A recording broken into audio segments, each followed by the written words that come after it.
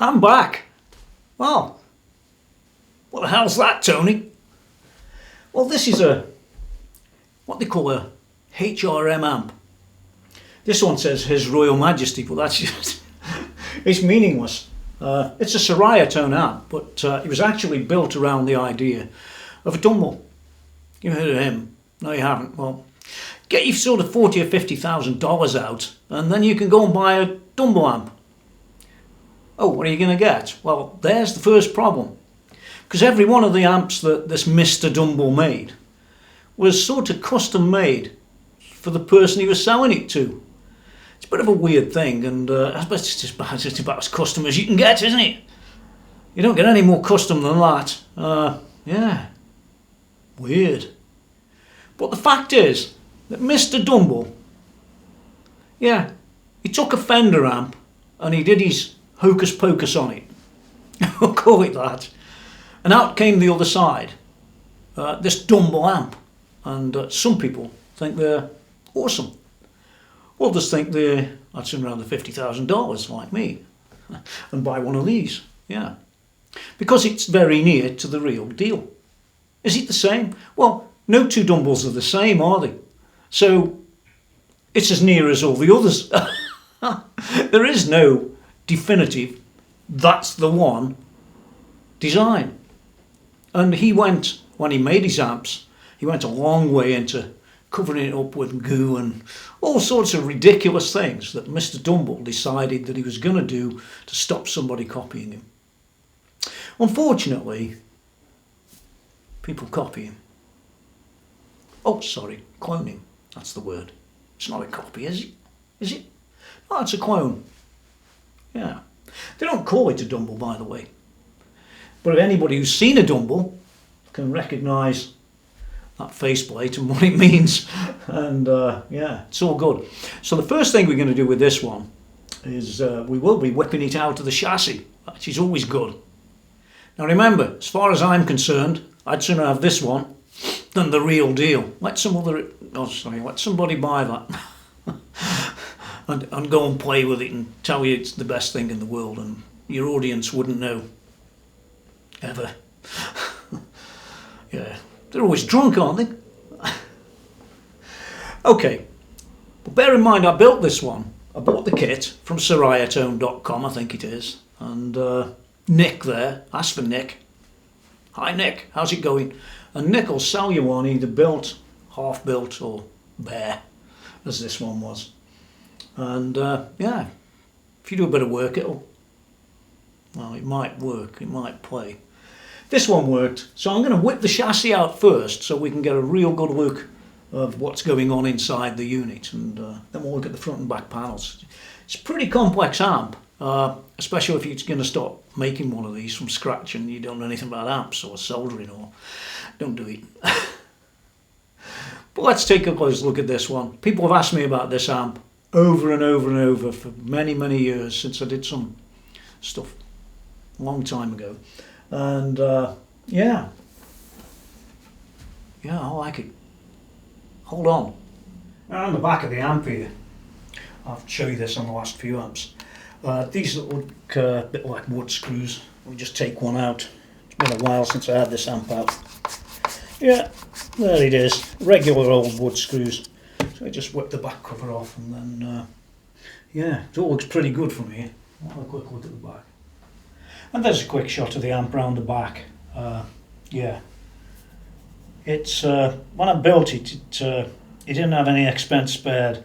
Got all the decent tubes in there and all the rest of it, and yeah, wait until you see a bit closer up. It's a real cool piece of gear.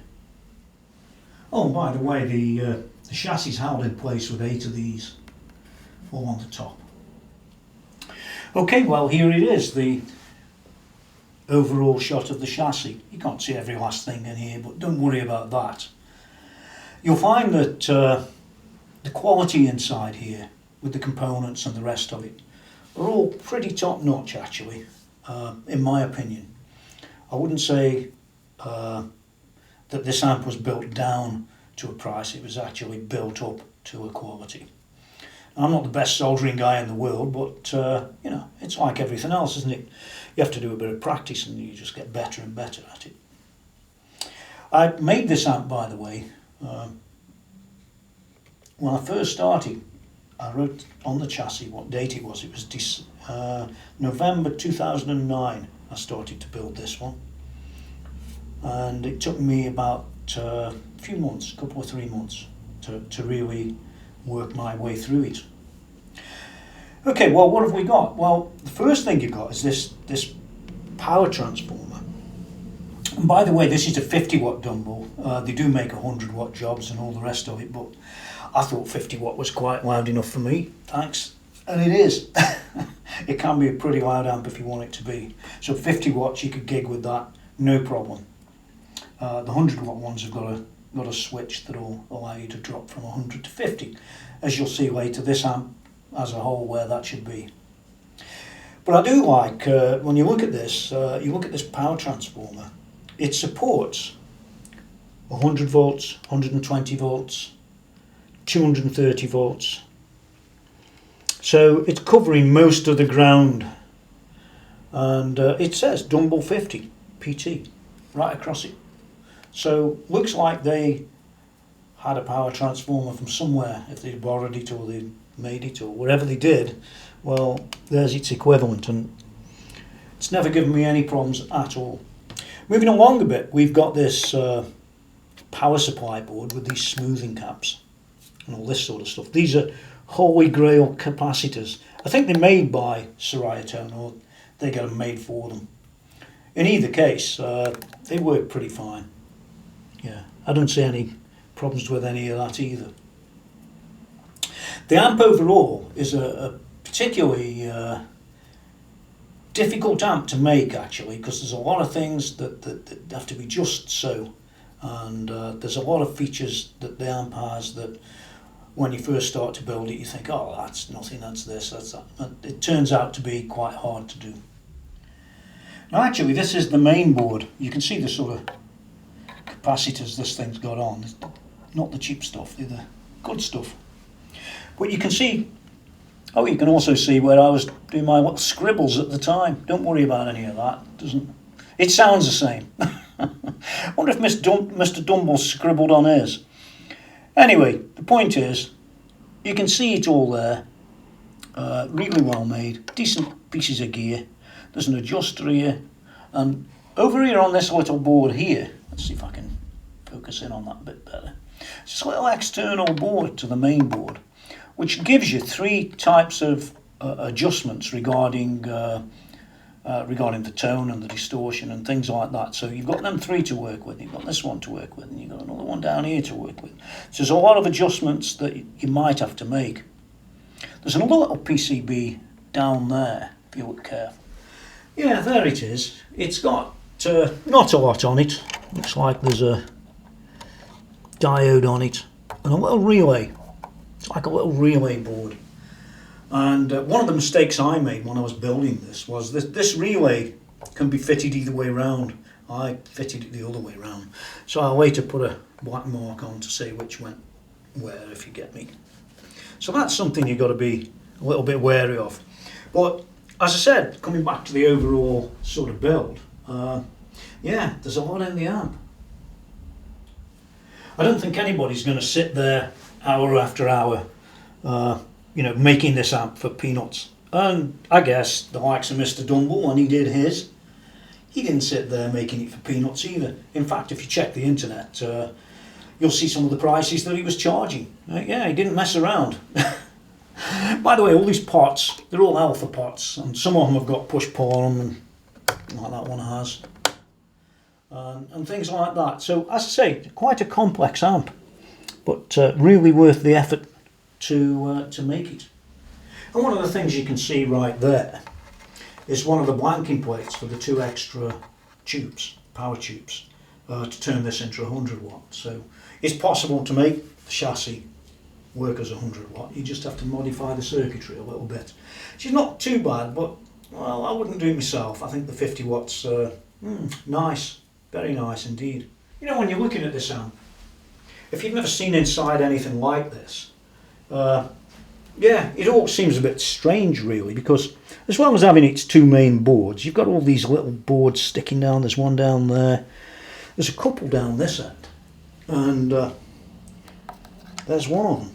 They're sort of stuck on the side of the amp, and yeah, bit out of the ordinary. You have to wire them all in, of course.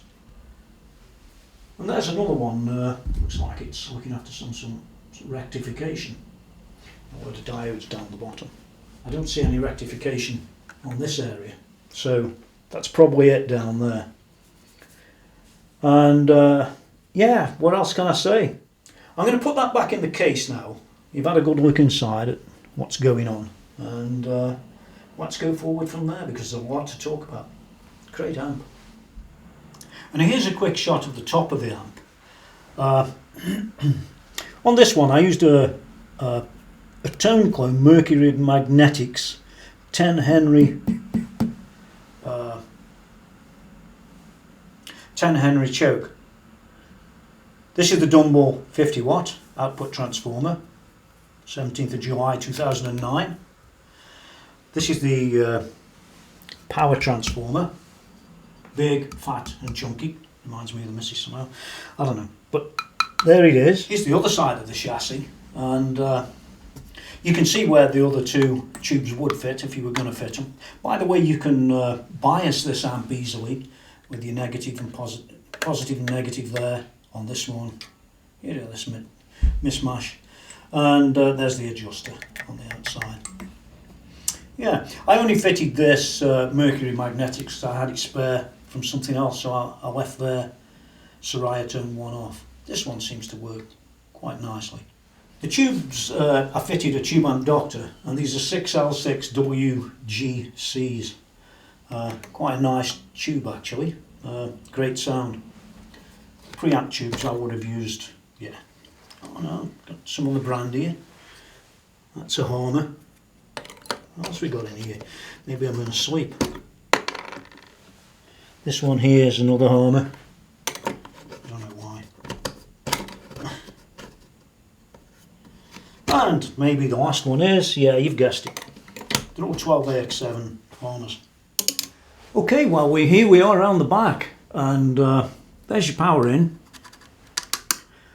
As I said, if you wire it correctly, you can do 120, 230 or 240, whatever you saw inside. There's a lot of choices. Then we've got a ground lift, 1 or 2. Mine was on 2, that's where I've had it for a long time, so I guess it works for me. You can see the 6L6 WGC STRs down the bottom here from TAD. I did try other tubes, but I could never make them balance, and these work pretty much straight away. You've got a 2 amp fuse here, slow blow. You've got the mains on and off. You've got a standby or operate.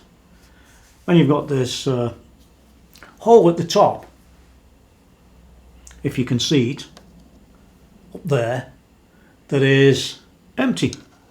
That's where the 50 or 100 watt switch would go. This is a 50 watt amp, so I don't need that. So I have a hole. Then you've got this variable drive, really. This is like it'll give you more distortion, basically. This one here, very, very useful control knob. Very useful. So moving along, we've then got the speaker connections, main or extension, but you can choose the impedance here. Actually, it does support 4, but I've never used 4, so it's 8 or 16 for me. So that's your impedance selector for these. Okay, you've got a loop, a sound preamp out. It's also preamp out, of course, as most are, and then we've got power and input. So you can put some other things in there. It's all pretty standard, really.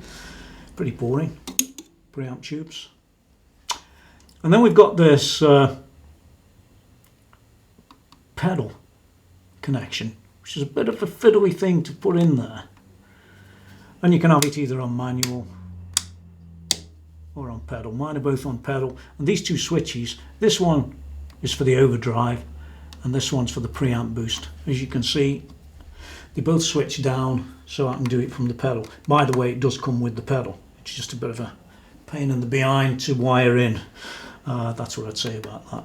So that's the back of it, and yeah, you don't get CE approvals and the rest of it when you build your own amp unless you've got a lot of money and you want to go and get that done and make thousands of them, which I don't, so there you go.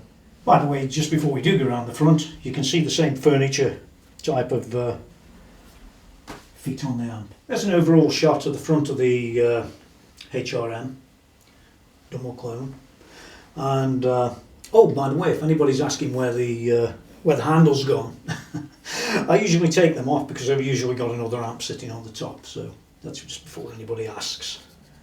Okay, so let's take a look at the amp from the front with the controls. You've got a low and a high input. I tend to go with the high one and adjust things on the guitar a little bit myself. Got a volume, which most people know about, but it does have a pull for bright. Then we've got a deep switch, a mid boost switch, and a rock switch, or a jazz, rock or jazz. So mid boost either on or off, deep's on or off, and rock's on or off. And I have mine all set up like that.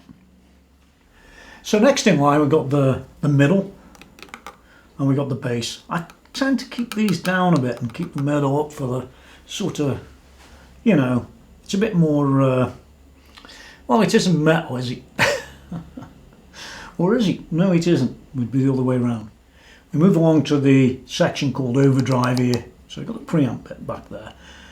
And here we've got a drive and a level. And yeah, I tend to drive things a lot, which some people would know. So that's the way mine are set up. But this level, there's more to the level than meets the eye because you can actually pull it out and give it a bit more. Yeah, which is all nice. Lastly, across the front, we've got the master and we've got a presence. I tend to leave them somewhere here. I crank this a bit more sometimes, but I'm back. Well, there's a lot in it, and if you're going to sit and make one, be prepared. There's a lot of fiddly soldering in there, and I tell you now, it can be a difficult task to perform, especially if you can't solder. But don't worry about that. You want to look at it, you don't want to make one, right? I got the case from Ceriatone too, but you can get third parties that make these cases quite cheap. I could have called it something else as well. Yeah, maybe I will. So what's this amp really like? Well, you're going to hear it presently, but let's talk about what's this amp really like in so much physically. Well, there are two aspects to it really. There's the one aspect of, hey, I've bought this kit and I want to know what the kit's like. Well, you've got the second aspect where, you know, Ceriatone might have built it for you and shipped it you. And then that's the aspect about this review really, about, you know, what's it like? You're going to hear it down there. So all that's good, but let's go back to the kit for a moment. Now the likes of Ceriatone, the fact is that he's got lots and lots of models, and this particular sort of design has mutated as they've moved forward in time. As I say, this is a 2011 amplifier, or 10, end of 10, 2011, give or take. And you know, they've got more designs out there today. And funnily enough, you could actually go into this amp, download the schematics which are on his site, and you could modify the amp a little, which is great if you're into doing kits. You know, maybe you don't want to spend the money that this amp could cost you if Ceriatone built it. Then as a kit, it's about an 8 out of 10. I won't give it any higher because, well, it's not the fault of the kit, but it isn't that easy to do. So I don't want to give anybody any false impressions about, oh, it's easy. No, it isn't. Moving on to the amplifier itself. Well, what an awesome piece of kit. You can see how it's made. You can see what's gone into the development of that. And if you can't see that, well, you'll hear it soon. But I can tell you now that I haven't found another amplifier that comes near it, except maybe a Dumble. And if the Dumble comes near it, well, I just saved myself, about $49,000. Yeah, I think the trade-off between the two, between the $49,000 and the $1,000 that this one cost me to make, I'll keep the 48,000 and I'll have this one, which is exactly what I did. I used the 48,000 on a car, probably as you would, unless you're fanatical. But like I said earlier, the people that listen to your music won't tell the difference. It's like saying, oh, I use this wah or that drive or this guitar or that guitar. Yeah, humbucker sounds like a humbucker and a Strat sounds like a Strat, and an amp sounds like an amp. Now I do have to say that the design of this amp, the Dumble amp originated with Fender. And I think this is very similar. It's a very, very, very similar thing. But what I'm driving at is that it's also got a sort of Marshall tone in it. It's really a bit weird, especially if you use that drive around the back that I showed you. It's quite surprising how Marshall-y, is that a word? Marshall tone you can get out of it, especially driven. If you back it all off, of course, you can have your blues and your jazz and your, I don't play jazz, but you can get all them things from it. And I guess it's one of the reasons the designers, stuck there all these years. I don't know if Mr. Dumble's even still around. Maybe he is. Maybe he talks to his grandchildren about how he charged people a fortune for amps and, change this capacitor or that resistor and things like that. Yeah, so coming up any second now is the playing that way. Don't forget to go to www.TonyMckenzie.com. Don't forget any of that. And the rating for the amp itself, I'd give it about a 9 either way. I just forgot to mention that, I think. An 8 for the kit. Yeah. And a 9 for the amp, if you can build them. I'll give it a 1 if you can't. It'll never have a tone. Well, that's the HRM Dumble clone from Ceriatone, and recommended. I've had this one all them years and never got rid. So there must be telling you something there. It's as good an amp as any that I've got out there, in the studio, So until next time, get out of here.